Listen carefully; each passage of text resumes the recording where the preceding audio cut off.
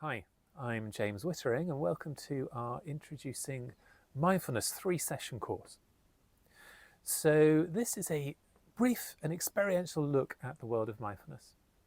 We're going over the course of three sessions. We're going to be taking a look at what mindfulness is, why we might want to practice it, what is it useful for, how does it benefit us, what it isn't, perhaps covering some of the myths and misnomers and mysteries of mindfulness. You know, it's quite an esoteric thing, isn't it? I'm sure we all arrive here with a sense that we know what it is, and it might not be as accessible as and useful as we might think. So we'll dispel some of those myths. We'll do some short practices. I will give you a little bit of homework. And over the course of these sessions, my hope is that you'll have a sense of how mindfulness is something that you can build into your life, that will give you some tools, really, to help you navigate the challenges that we all face in our daily lives, at home and at work. And don't worry too much if something doesn't land with you, especially. This is not about having to do something. It's not about trying to do something in a particular way or feel a certain way. It's simply finding a way of being with how things are already. You know, the way that we are, the sort of very normal, natural human beings that we are. But perhaps look at a few ways that we can drop out of that thinking mode that we're in so much of the time, that causes us so much angst and worry, and see how it is to come back to being a human being, spend a bit more time inside our bodies and kind of experiencing some of the more joyful aspects of life. So before we do anything else, I'm sure we've all, me included, had a particular kind of day so far. Whether you're listening to this towards the end of your working day or after a busy, frantic day looking after the family, or perhaps a lovely day out in nature doing lots of lovely things, we've all arrived from somewhere, and we're all carrying a state of mind with us, aren't we? Whether we're busy or content or frustrated or angry or whatever it might be. Much as we arrive at anything, there's always something that happened before. So before we do anything, so that we can really give this our full attention, much like if we wanted to give anything our full attention, we're just going to arrive slightly. We're going to ground ourselves in this present moment so that we can really give this our full attention as best we can. So the first thing I'm going to invite you to do is just to plant your feet flat on the floor, okay? I'm going to ask you just to let your hands fall wherever they may, perhaps clasped together in your lap or just hanging on your legs or by your side, wherever they are. And just settling into a comfortable position, okay? So if you're leaning back in a chair, for example, just bringing yourself forward a little bit, bringing your back away from the chair. All we're looking for here is a sense of awake alertness. So this isn't all about relaxing, it's just about being awake, alert, present with whatever's here right now. Okay, and then we're just going to close our eyes down. If that feels okay for you, if not, just lowering your gaze. And then just taking a moment to notice what's here right now. Perhaps we might just notice some of those sensations of feeling connected, the feet on the floor, perhaps. That sense of pressure. The bum in the seat. That sense of being held, connected. The hands in the lap or on the legs. Just those points of contact and connection in the body.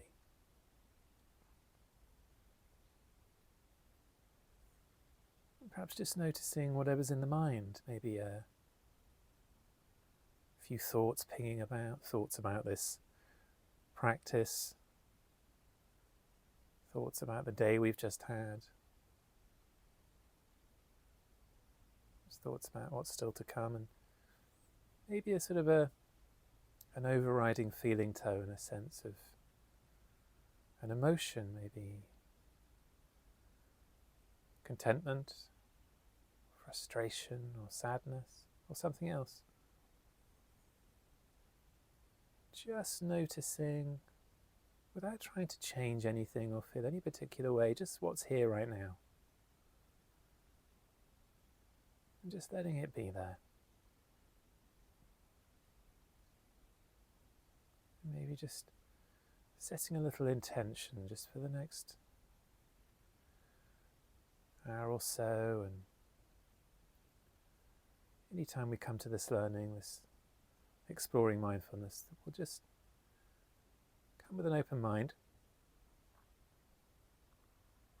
Perhaps just a sense of what we call beginner's mind, that sense of coming to something from the first time and just allowing it to unfold and be what it'll be. We might have some preconceived ideas, stuff we've read, things we've already experienced, things we've heard. Let's see what happens when we explore it for ourselves.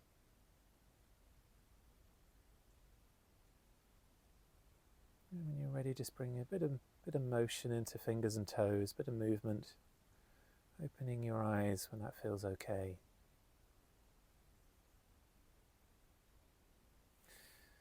So what exactly is mindfulness? Well, in simple terms, the most basic definition, if you like, it's just paying attention.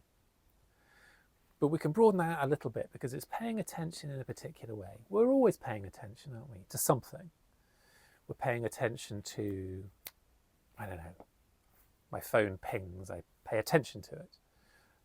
I hear a sound, I pay attention to it. I have a thought, a worry, a sensation in my body, I hear a sound, and I pay attention to it. And what I pay attention to, that's my experience in any given moment.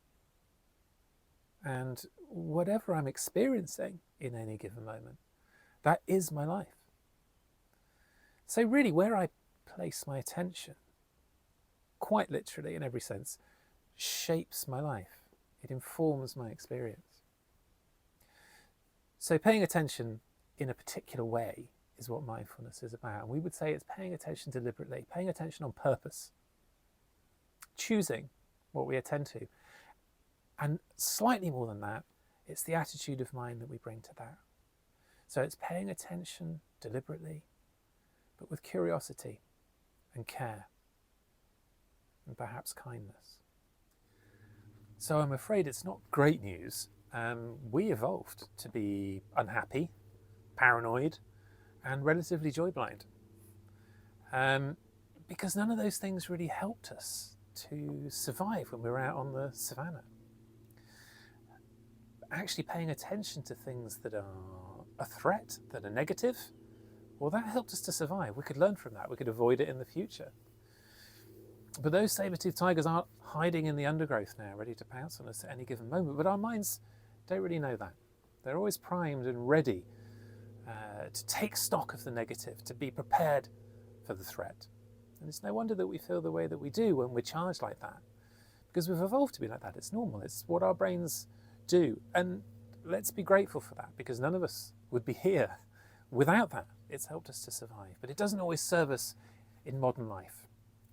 Modern life can be a little chaotic, and there are a lot of triggers there that quite often get taken by the mind in the same way that they would a life or death threat.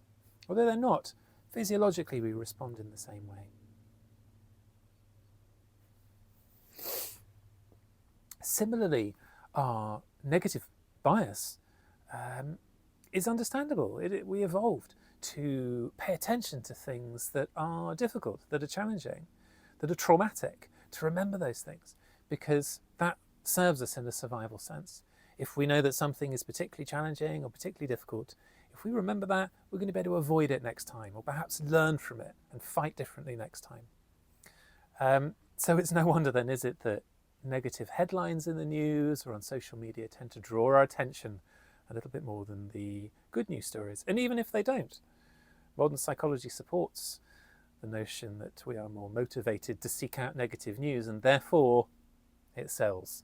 And therefore you get it on your phone and on your TV a little more readily. So we have to take steps. We have to teach ourselves new ways of being and of knowing, and so that we can counter these predispositions that evolution has kindly left us with. And it really isn't all bad news, because all of those things are trainable. We can train ourselves to attend more to the joyful than we can the negative. We can train our minds to be not so reactive to what it perceives to be difficult or threatening situations. And we can make those our default modes, our default ways of being. So mindfulness is paying attention deliberately with curiosity and care. But so what? What's the point? Why do we do it? What are the benefits? Well, it's very much an evidence-based practice. We do this because it works. And what studies, particularly very recent studies, because the science is burgeoning, it's still very new, but it's accelerating all the time. And most recently, we can be quite sure that mindfulness reduces stress, that it improves our mental health. Many of the symptoms of anxiety, of depression, have shown to be significantly reduced with mindfulness practice, as efficacious as antidepressant drugs in some cases. We know that it can improve our concentration, our focus. We know that it can help us with emotional regulation, our relationship to the intensity of our own emotions. It can cause a lot of our own suffering, our general sense of well-being, the quality and duration of our sleep, which is such a cornerstone to our physical and mental well-being. It's even been shown to significantly affect neuroplasticity. It increases connections and mass in the brain itself. And the particular flavour of mindfulness that we teach and study is MBCT, and that is mindfulness-based cognitive therapy.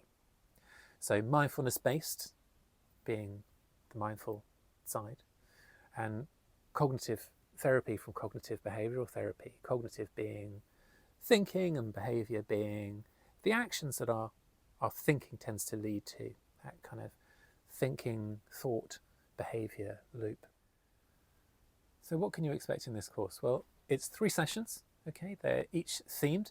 The first theme is attention. Attention is a gateway to experience. We're really going to explore what attention is, how it can be trained, and why that's important. The second session is about perspective. So it's about our relationship to our thoughts. It's about being in thinking mode versus being experiential mode. What is that? What does that mean, and how is that useful? And our final session will be about reactivity versus response, which is really where we start to get to the nitty-gritty of the usefulness of mindfulness, and we start to develop and hone some skills that can really help us during those challenging moments that we all face from time to time. So session 1 is all about attention.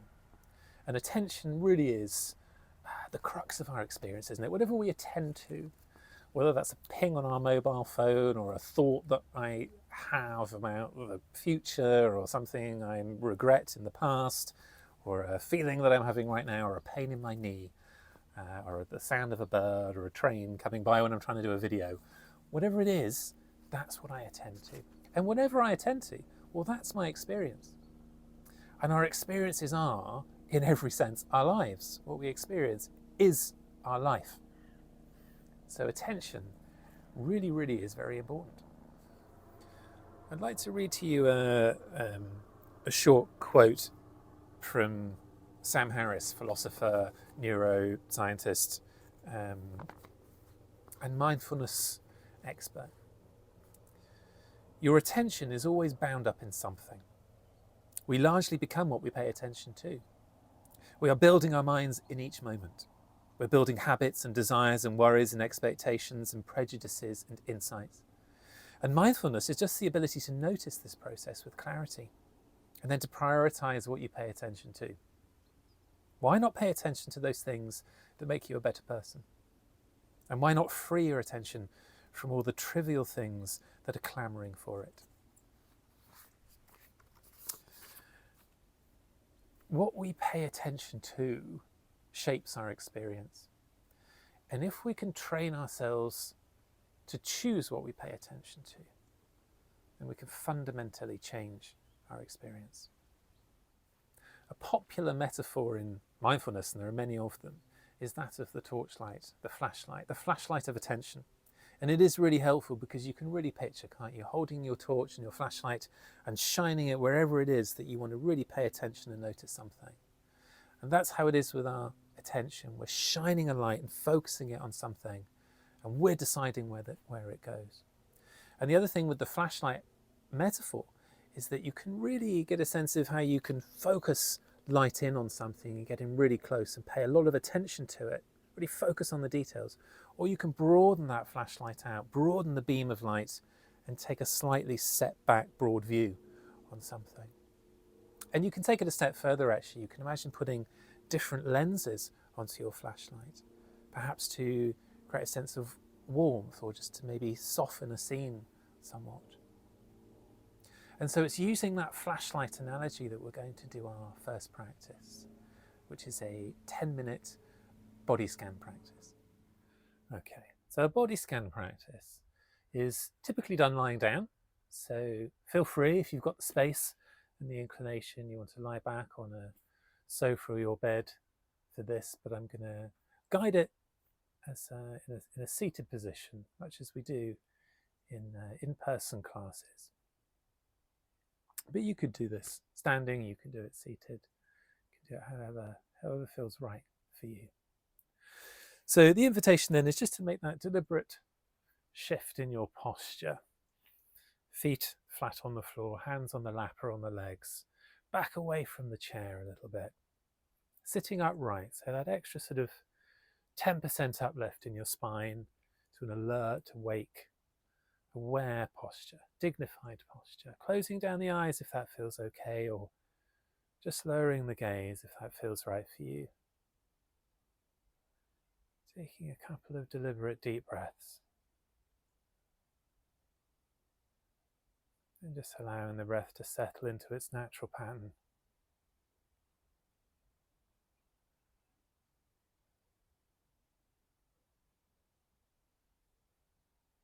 And just feeling those points of contact there in the feet, the seat, and the hands in the lap. Just sensing into those physical sensations of contact in the body. And then when you're ready, sending that flashlight of attention, that torchlight of attention, letting it shine down through the body, down through the legs, right down into the soles of the feet.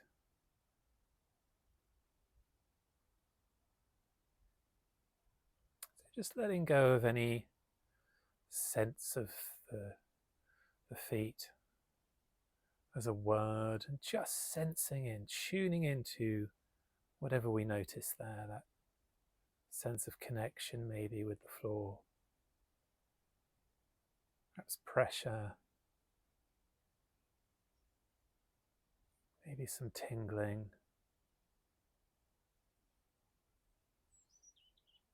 sense of both feet connected to the floor, perhaps contact with material or shoes, carpet, or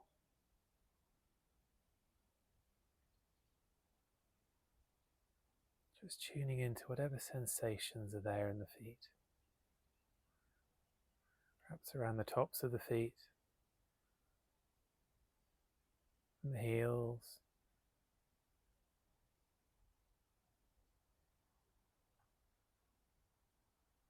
And then when you're ready, letting go of that sense of the feet and allowing attention to move up into the lower legs.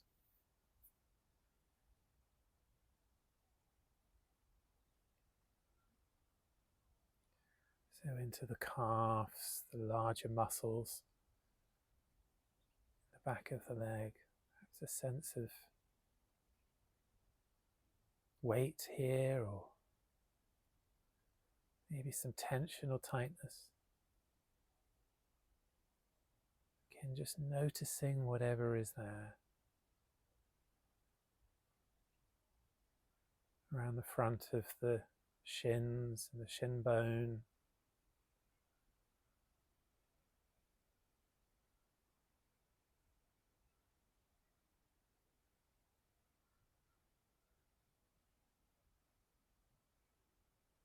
And then on the next out breath, letting go of that sense of the lower leg, letting attention move up into the upper leg, into the thighs, the hamstrings, around the knees, just all the way up to the hips.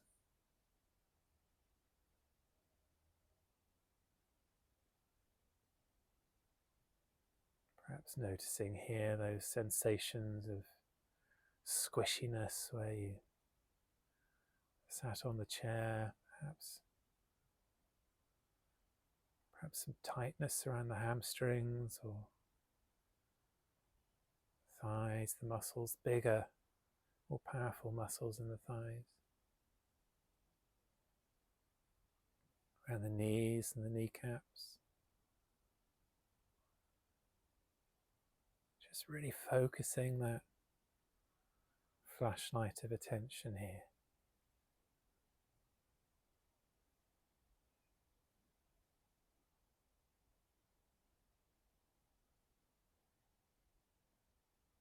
And when the mind wanders,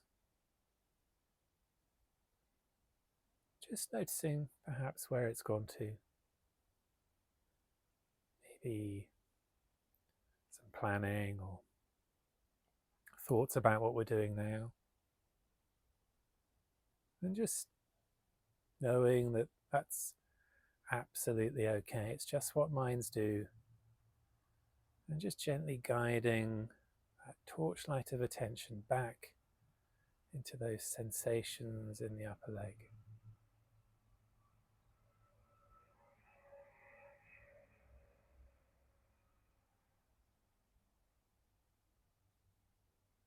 And then when you're ready, letting go of the sense of the upper legs and letting attention move up into the abdomen, the lower back, around the tummy. Just noticing what's here, perhaps a little tension or tightness in the lower back.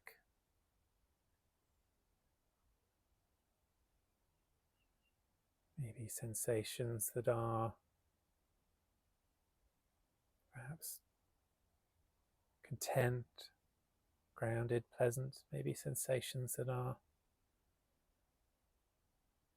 unpleasant. Maybe noticing sensations there that are completely neutral.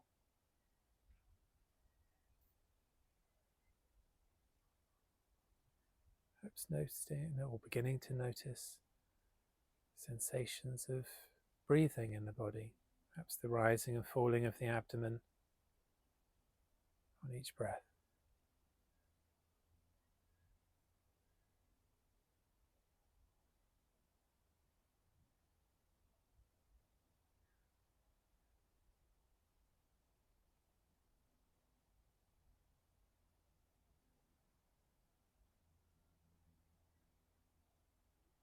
And again, when the mind wanders, just noticing that, completely normal, and just gently guiding the mind back, guiding that torchlight of attention back into the lower abdomen, lower back.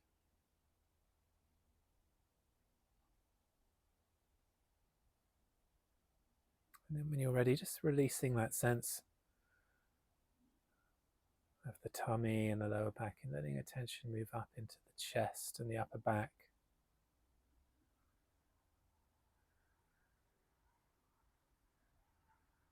Again, just noticing what sensations are present right now.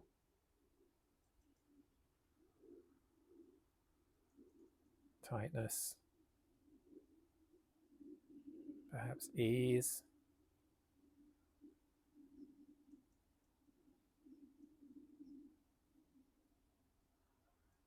chest rising and falling with the breath, maybe even just the echoes of your heart beating. Just noticing what's there.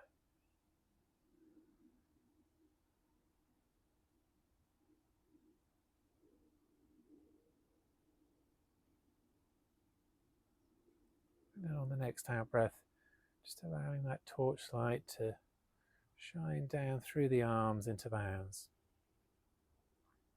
Really focusing in, sensing in, tuning into whatever sensations are in the hands. Perhaps clasped together, perhaps just resting on your legs, wherever they are.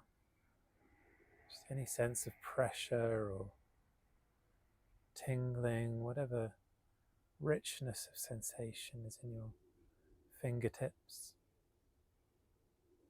Perhaps vibration or something else.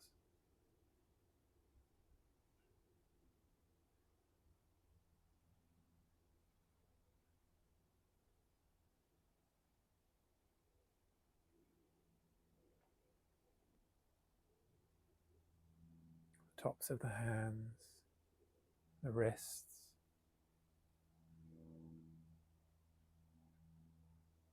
And just letting go of the hands and letting attention move upwards into the arms, to the forearms, the elbow.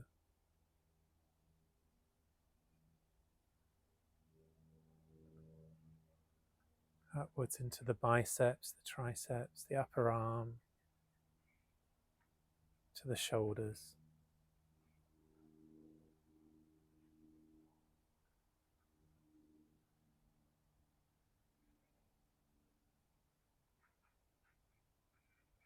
And letting go of the arms all together and just letting attention move up into the neck, up towards the chin.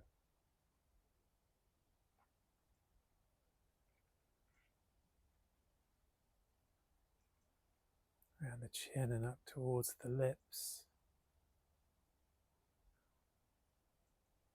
Perhaps noticing if the lips are together, that sense of connection.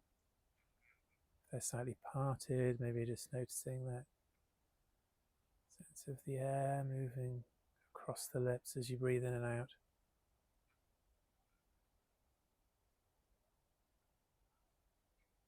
And up towards the nose, the nostrils.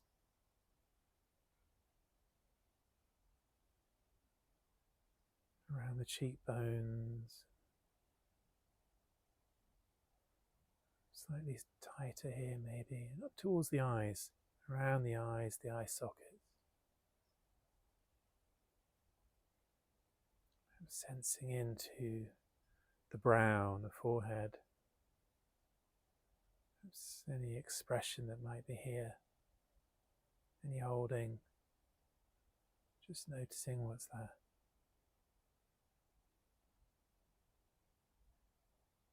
And then just moving attention down and out towards the ears. Perhaps just noticing the temperature here. Sound coming and going.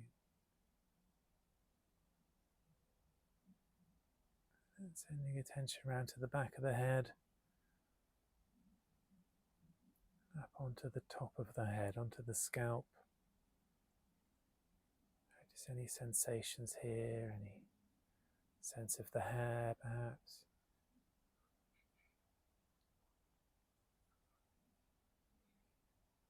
And then just allowing that flashlight of attention just to broaden out now, to expand outwards throughout the whole of the body. Just seeing how it is to hold all of the body in attention. Just noticing whatever is there.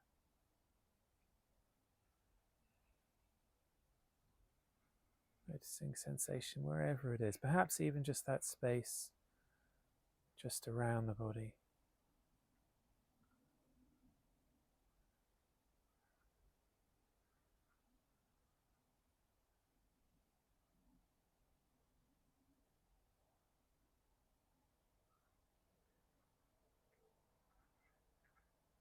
And just perhaps just getting that sense of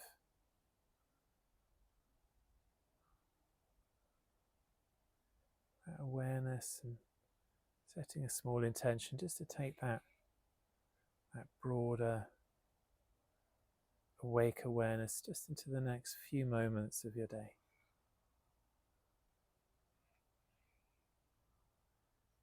I'm just starting to bring a little movement now into the fingers and toes. Just making any movements or stretches that you feel you need. Just listening to your body, taking your time. And when you're ready, just opening your eyes ever so gently and letting in that light, colour and shadow, light, dark. So we've discovered that where we put our attention is a choice. So that's a muscle that we can exercise. It's something that we can train. And we've also noticed that focusing our attention alone doesn't really last very long, that the mind is going to wander. It's very often scattered, that is just how minds are. That's how we evolved. That's our normal state. But actually that we can practice anchoring our attention as well, and that's useful for our practice, for practicing our mindfulness, for practicing keeping with wherever we intend to put our attention. But also when we're feeling most challenged, it is something that we can use. It's a strategy we can call on to really, what we call, gather the scattered mind, to pull everything inwards and find somewhere in the body where we can become centered and steady. A place from which we can start to forge a little bit of space, give ourselves some options, and perhaps start to make some wiser choices where maybe previously we might have found we were more reactive or making more unskillful choices. So the next thing we're going to talk about is anchoring. So during that practice and really throughout, there's been an invitation, hasn't there, just to notice those points of contact. So those points of contact in the feet, the bum on the chair, the hands on the lap.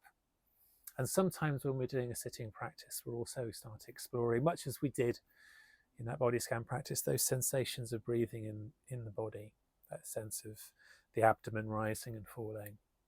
So the breath being something that's relatively easy to connect with because it's always present, isn't it? It's always there. It's the first thing we do in life. It's the last thing we do in life. It's always there. So it's a physical sense that we can come back to, but actually there are all sorts of sensations in the body, and they act as what we call an anchor, somewhere that we can ground our attention, somewhere that we can feel steady or more centered, particularly when things are perhaps a little more frantic or chaotic.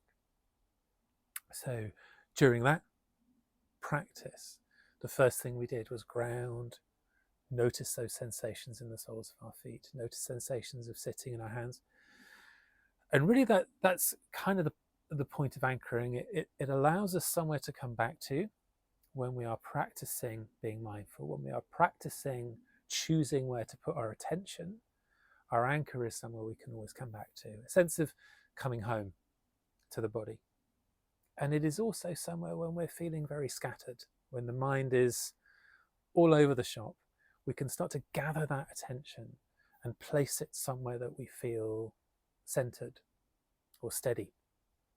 And really it's something that we can drop into at almost any point during the day. You know, you can do this at your desk, you can do this stood in a queue in the supermarket, you know, wherever we are, we're open to having our attention scattered and our thoughts to become challenging or negative. And when that starts to happen and we notice it and we bring ourselves back to the body, just dropping that attention out of the head into the soles of the feet, into the breath, into the hands, really anywhere. And really anything can be an anchor. You know, a sound can be an anchor. Sound of birds tweeting, the sound of my voice now, you know, anywhere where our minds can be somewhere else, we can come back to something else and use it as an anchor, to anchor our attention and keep it where we want it.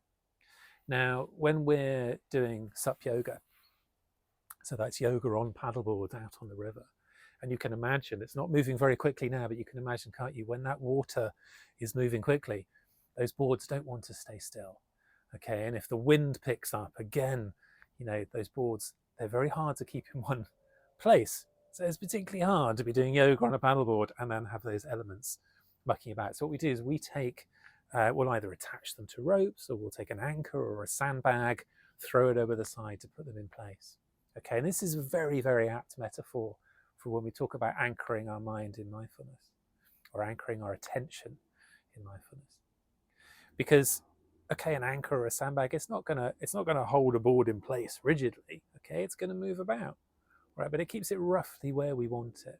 It stops it getting out of control, and that's sort of how we think about anchoring in mindfulness as well. Sometimes the conditions, in our minds or our lives get a little stormy, they get a little windy, and just having an anchor that we can drop over the side of the board, or a sense of grounding, or we just drop into that sense of our feet connected with the floor, is a way of just steadying things, steadying the board, keeping things still enough. It doesn't have to be perfect.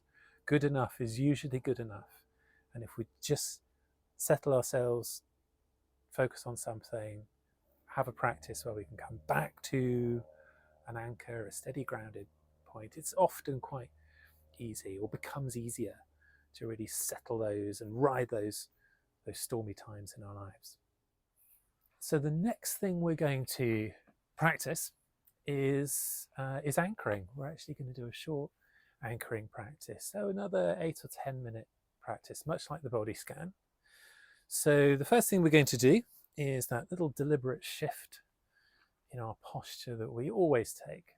So just perhaps a little note on posture and position. I know that quite often when we think about meditation and mindfulness, we might picture sitting on a cushion, burning some incense, certain conditions, ringing bells, all those sorts of things. And all of those things are very lovely, actually, and can really support a mindfulness practice. It has a very deep and ancient tradition of practicing in that way. And it's really about curating the environment that we feel comfortable doing it in. And actually, and certainly what we're trying to learn here, is that life isn't always like that. There isn't always a cushion that we can just opt out of a busy day and go and sit on a cushion for a minute. I mean, there are times that you can do that in formal practice in the evening, maybe, if you carve out the time and you're very lucky. But quite often, no, we're caught up in the middle of the day, and it's important that we don't always connect that perfect sense of posture or certain perfect conditions that have to be in place before we can drop into a mindful state of mind. And that's really what we're focusing on here. So when we talk about posture, all we're doing is making a little shift, a slight deliberate change in our posture, just to say to our bodies and our minds that we're just coming out of this scattered thinking autopilot that we find ourselves in most of the time, and we're just taking a little shift into a mindful practice. We're intending to be a little more mindful.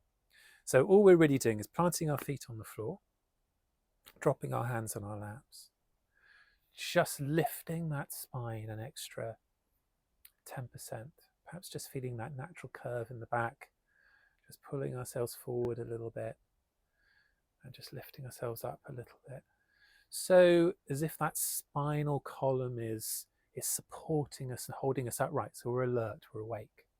But at the same time, all the soft tissue in the body is relaxed, relaxing over it. And then we're just closing down the eyes, if that feels okay for you, or just lowering the gaze about 45 degrees, just looking at the floor in front of you, if that feels best for you. And then just noticing whatever's here right now. So just being with the body as it is, just sat here right now. Just noticing the feet and the seat and the hands and thoughts and feelings and just whatever's here right now. No need to feel or breathe or think a particular way. We're simply allowing everything to be just as it is.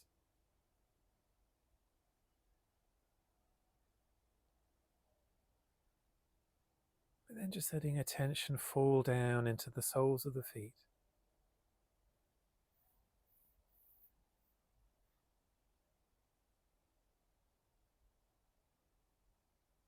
Just sensing into whatever you can feel there.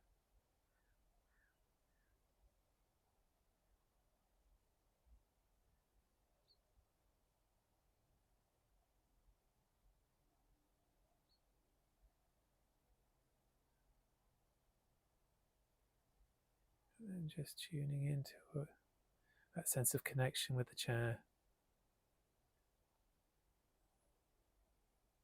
Just where the bum connects to the seat.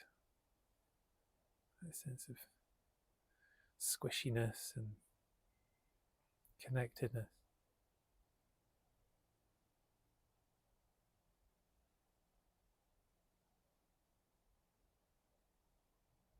And then just moving attention into the hands,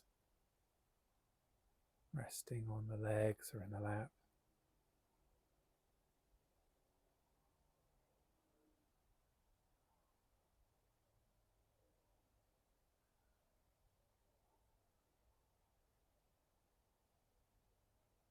Then perhaps just allowing attention to move towards sensations of breathing in the body. Wherever you might feel that. So that might be in the abdomen, rising and falling as you breathe in and out. It might be in the nostrils, a sense of cool air coming in on the in-breath, warm air coming out on the out-breath.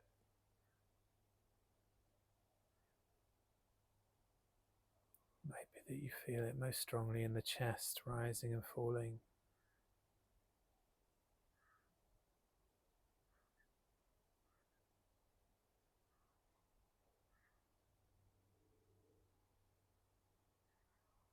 So just allowing yourself to move through those 3 or 4 anchors in the feet, the seat and the hands and the breath. And perhaps just noticing where for you feels most grounded, most steadying.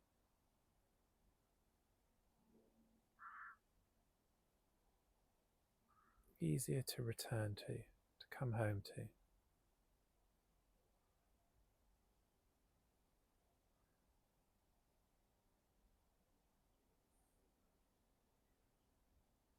And if you're finding you can't really settle on any one anchor, then perhaps just resting attention on sensations of breathing in the abdomen, just that rising and falling in the tummy.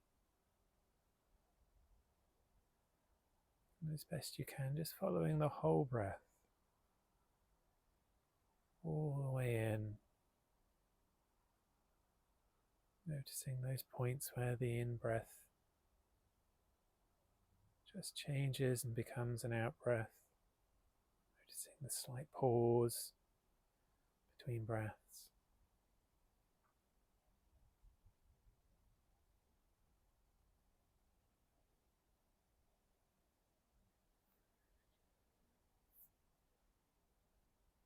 When the mind wanders, as it will, just noticing where it's gone, gently guiding it back to your anchor. No sense of judgment or that we're doing anything wrong, or just being mindful of that critic. It's just what minds do, and this is the practice, just guiding it back, guiding our attention back into our anchor.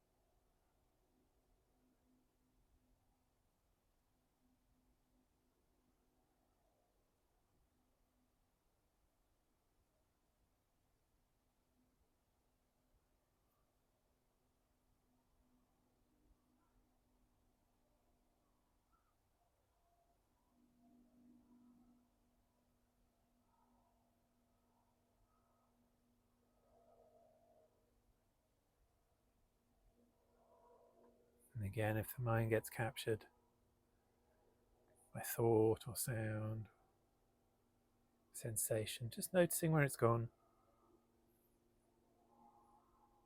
And just gently guiding it back into whatever anchor feels most steadying, this grounding.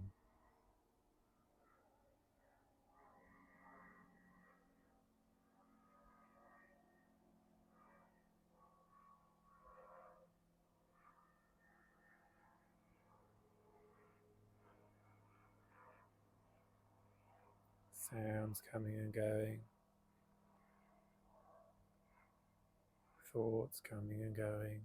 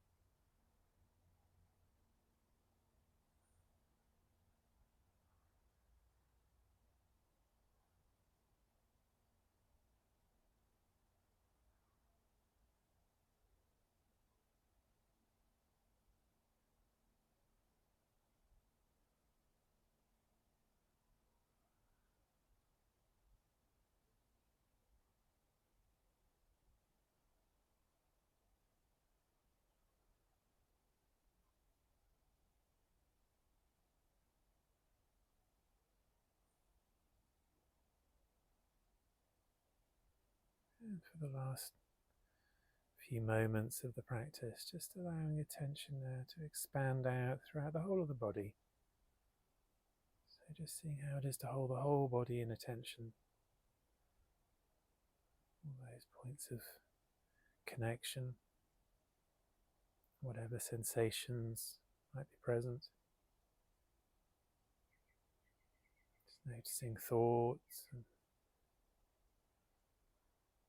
feelings just appearing and disappearing and fluctuating, all of it together. There's a pattern of energy in the body. Just noticing what you notice. Being with the body. Breathing with the body.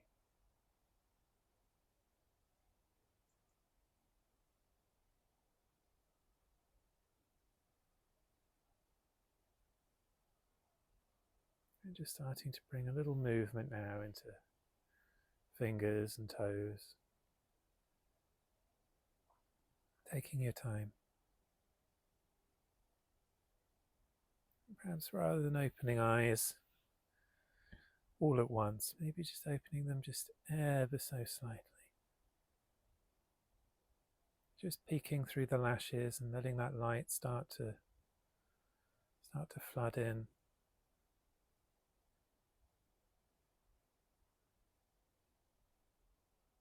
And just seeing everything as a light, dark, and shadow and colour, shapes. Taking your time. And just making whatever movements you feel you need. Stretching it out, standing up if you like.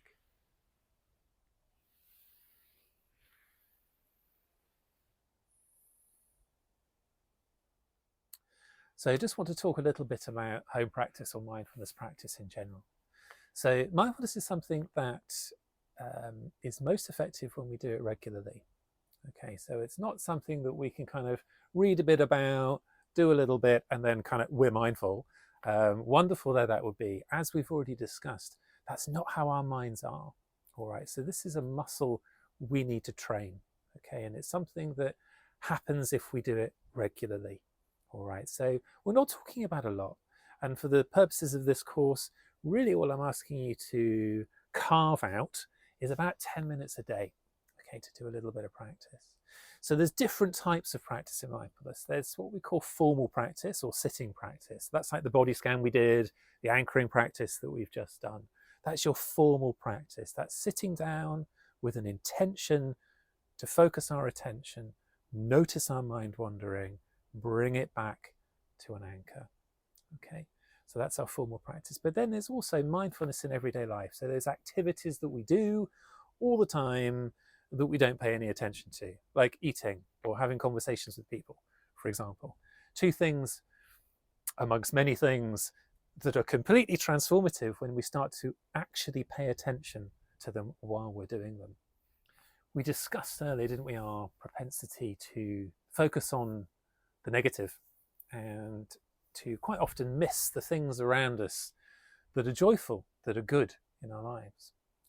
And the problem with that is that we're keeping ourselves in a negative state of mind. It's a lot easier, isn't it, to get caught in negative thought loops about all the bad news that we're reading, you know, the anxieties we might have about climate change, for example, about war, about the difficult things that are going on in our lives are challenging enough.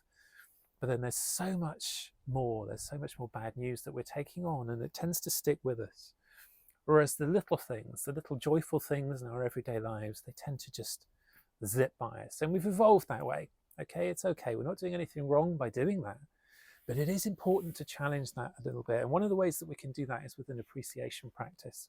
Okay, again, this is exercising the muscle of noticing the things that are joyful in life and paying a little less attention to all the negative stuff.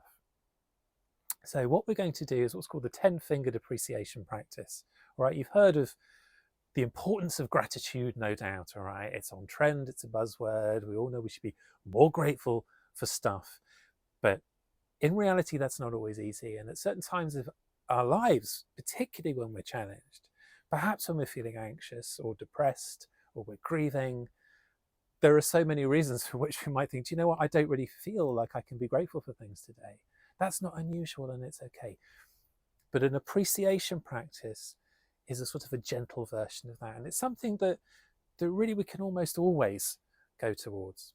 All right. And again, this is a practice. It's not something we're used to. All right. So it's important that we do it regularly.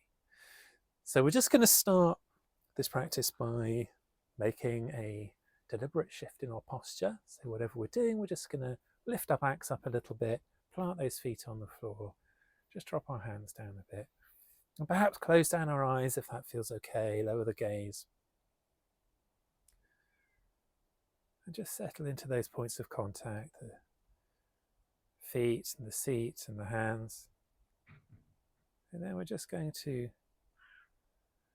take the thumb of our left hand between the thumb and forefinger of our right hand, or vice versa. We're just taking hold of our thumb. Give it a little squeeze. Just notice those sensations. Just feel into that sense of pressure and touch and connection.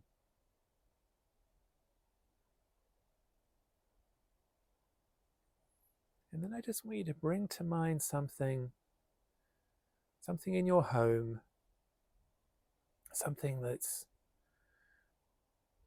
just okay, something you're glad is there. Something in your home that you appreciate being there.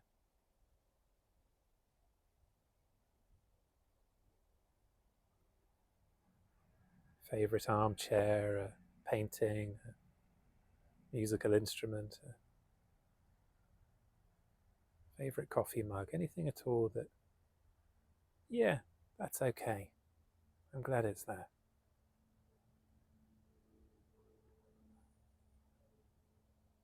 And just really noticing that sense of appreciation.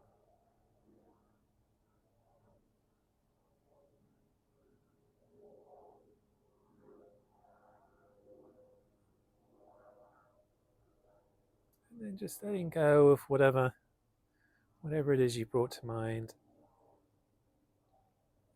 Just putting that down. Letting go of your thumb as well, and taking your next finger, taking hold of your index finger, and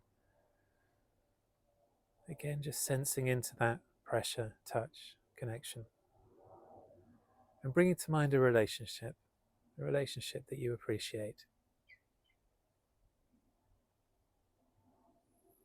Doesn't matter who, Just a simple, uncomplicated relationship that you appreciate. It doesn't even have to be with a person. It could be a pet, dog, a cat. There's someone you're glad is there.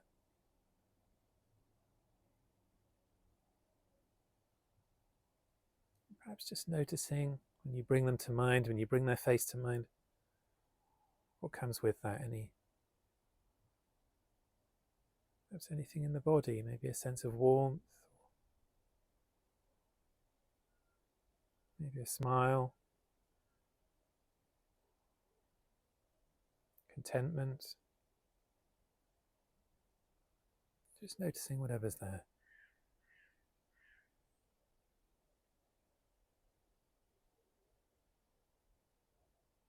And then just letting go of that person and that finger and taking hold of the next finger. Little squeeze, sensing into it. And bringing to mind something in nature that you really appreciate. Favorite tree on the dog walk, blossom in the spring, leaves falling in autumn, whatever it might be.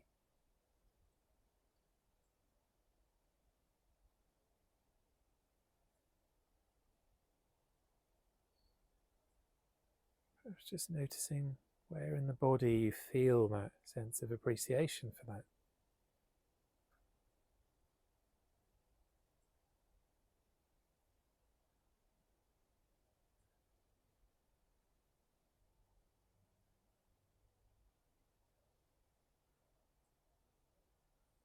And then when you're ready, just letting go of that thing and letting go of that finger. Then your hands drop back down onto your lap.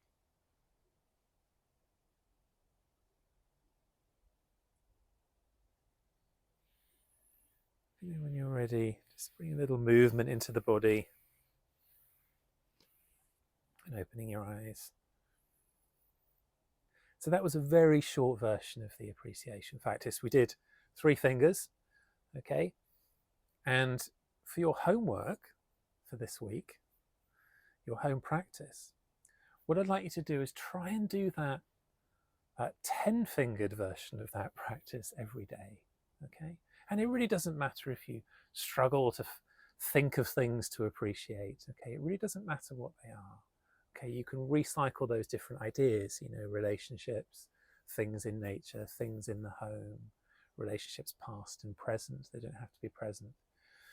Just any little thing at all, memories, photographs, just anything, something you had for tea last night that was particularly delicious, whatever it might be. All we're doing here is exercising the muscle of appreciation, noticing the things that are around us that bring us joy. Okay, not things that we don't have that we want, the next thing that we're striving for or we think we need to make us happy. But the things that aren't too far away, things we could put our hands on, people we could call up, pets that we could stroke, places that we can go and see our favorite tree, whatever it might be. Noticing that and doing it with some regularity. Okay, so as best you can, every day. All right, it doesn't take very long. You don't have to spend very long doing it. The other thing I would like you to try and do is the body scan practice. Okay, so we did the body scan at the start of this exercise, so feel free to revisit it on the video. There is a recording also on the website as well, but as best you can, I want you to do that every day. Okay, so you can do it lying down, perhaps you could do it before you go to bed, perhaps you can do it before you get out of bed. Finding time to do practice or to do any new thing that we're trying to do is always a challenge, especially if our lives are busy.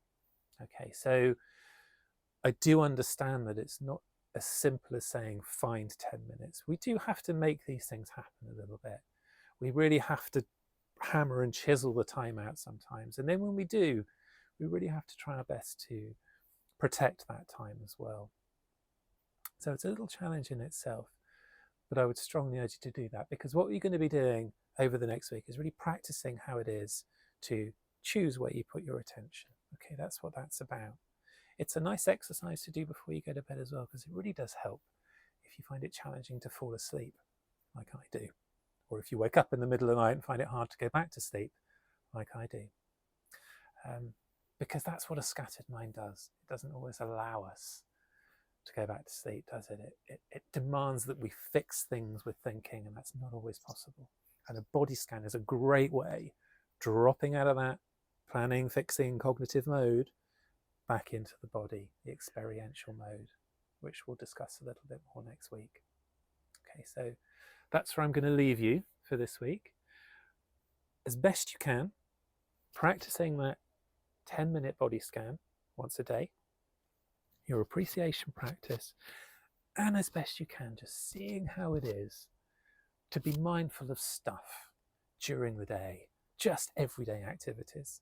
All right, so perhaps when you're having dinner, maybe one or two of those mouthfuls, you won't be looking at a screen or talking to someone else or reading a newspaper. You will be noticing the textures and the flavors and the feelings and what's going on in your mouth while you're eating it. Okay, even for just a couple of mouthfuls. Perhaps when you're having a shower or cleaning your teeth. I know from my experience, I get in the shower and suddenly I'm out of the shower having just planned the day. I didn't really notice that I had a shower. Okay, it's over in a blink of an eye, but actually, you know, if I notice the stuff that Alex has bought me, all the Lush products and and the nice hot water, it's quite a nice experience having a shower. It can be, but I barely notice it. So maybe just picking one of those sort of activities as well and really seeing how it is just while you're doing that, to only be doing that, dropping out of the head and being present with whatever you're doing in that moment. All right. Well, thank you very much for listening. I do appreciate you making the time, carving out the time to watch this video. Do try and do that practice this week. Okay, remember it's there to support you. So there's no have-tos, you do it as best as you can. All right, this is real life. It's not always, that we can do all the things that we intend to do, but set the intention and do your best, because it does help. It will help. And then this time next week, you'll have access to the next video and we'll talk a little bit more. Thank you very much. Have a good week.